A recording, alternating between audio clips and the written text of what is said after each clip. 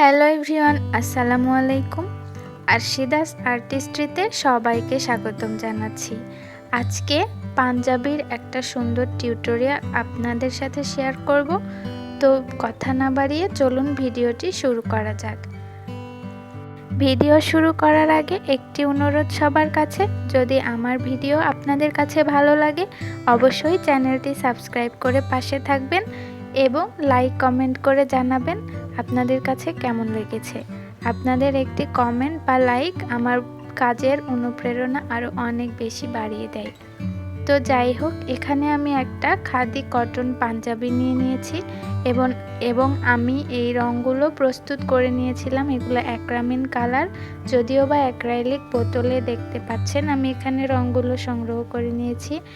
আগের ভিডিওতে শাড়ির যে টিউটোরিয়াল, ওখানে রং প্রস্তুতির ডিটেলস শেয়ার করা আছে, আমি লিংক ডেসক্রিপশনে দিয়ে দিব, চাইলে আপনারা দেখে নিতে পারেন।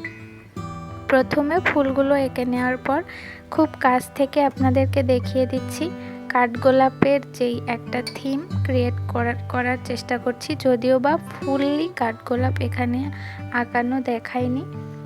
এক সাইড মোটা এবং এক সাইড চিকন রেখে নিচের সাইডে একটু বাঁকা করে দিলে যেই শেপটা আসে, এটাই মূলত কাঠগোলাপের ক্ষেত্রে সবথেকে সহজ একটা উপায়। আর ভিতরে হালকা শেডিং করে নিচ্ছি। কালারগুলো আপনারা দেখলেই বুঝতে পারবেন। প্রথমে যেহেতু এটা ডিপ কালারের পাঞ্জাবি, আমি দুইবার কালার ইউজ করে নিয়েছি। চাইলে আপনারা হোয়াইট পেস্ট বা সাদা রং ব্যবহার করার পরে কালার অ্যাপ্লাই করতে পারেন, এতে করে আরও উজ্জ্বল হবে। না হলে আপনি দুইবার করে রং ইউজ করতে হবে। আর এখানে আমি অ্যাক্রাইলিক ব্ল্যাক কালার ইউজ করে নিয়েছি, যেটা বোতলের অ্যাক্রাইলিক কালার, ফেব্রিকাইল অ্যাক্রাইলিক কালার পাওয়া যায়, সেটাই আমি ব্যবহার করেছি। আর এখানে কিছু ডালপালা এঁকে নিচ্ছি।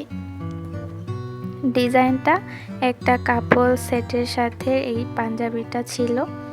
এই শাড়ির টিউটোরিয়ালটা আমি আমার আগের ভিডিওতে দিয়েছি, চাইলে আপনারা দেখে নিতে পারেন। তো এই তো পাঞ্জাবির ফাইনাল লুক। এর ভিতরে কিছু সাদা রং ছিটানো হয়েছিল। পাঞ্জাবিটি কেমন হয়েছে কমেন্টে অবশ্যই জানাবেন। আজকের মতো বিদায় নিচ্ছি। সবাই ভালো থাকবেন, সুস্থ থাকবেন। আল্লাহ হাফেজ, আসসালামু আলাইকুম।